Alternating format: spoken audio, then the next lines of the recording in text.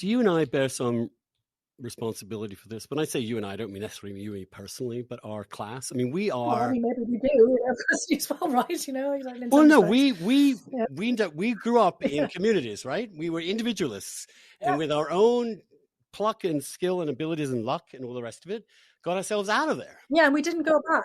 Yeah, and we we didn't just go moved back. on. And Yeah. and when And I I'm thinking left, about that.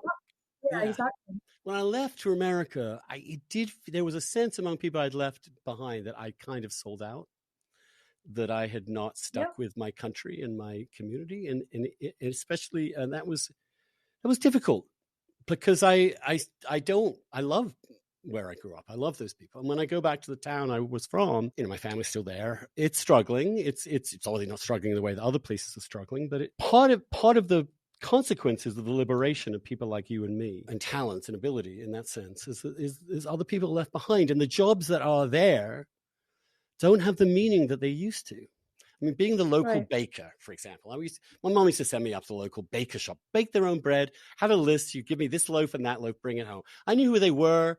Now that person is a greeter at the supermarket. All those little roles, those little meaningful roles that don't require education, particularly. They require capacity to understand what's going on, but they don't require advanced education.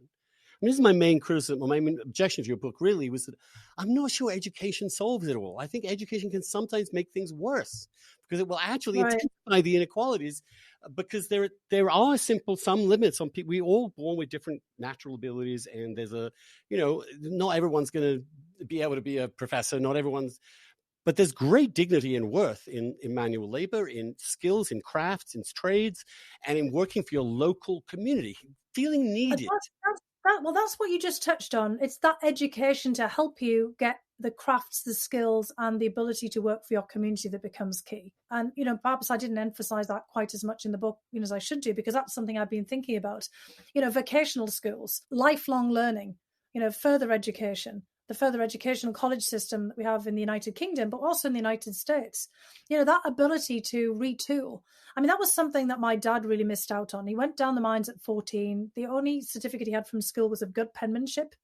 That didn't really kind of get you anywhere unless, back in the day you were, maybe you could have had a job writing out wedding invitations or something. We used to joke about that sometimes. But had no qualification apart from on the job.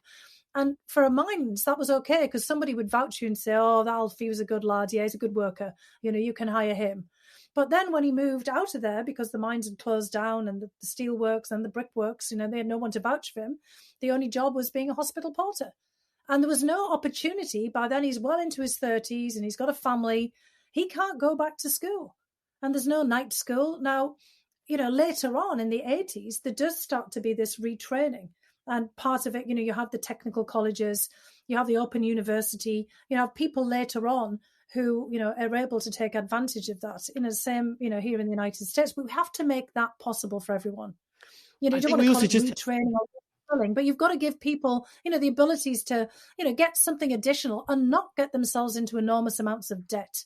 Because it's actually an investment for all of us, not just something that has to be the responsibility of the individual, because we can see the way that our larger society is suffering, from that problem of so many people being denied, the opportunity to reskill, to say become a solar panel engineer. Or look, we've got huge demand for plumbers and electricians. And, as we ramp out and move out of, the COVID pandemic phase, how to deal with this new world of artificial intelligence, and there's lots of different ways in which we can tackle this. Yeah, but I think not valorizing the college degree is the ultimate. Yes, I agree. Qualification I agree for living is a good cultural shift to value. I mean, one thing that the epidemic kind of showed us, I think, rather brutally, is that you may think that you're sitting on your laptop creating value somehow. Someone's bringing you your food. Someone's transporting this around. Someone is running the train. Someone is and these people are the lowest paid people in our society, and they deserve more.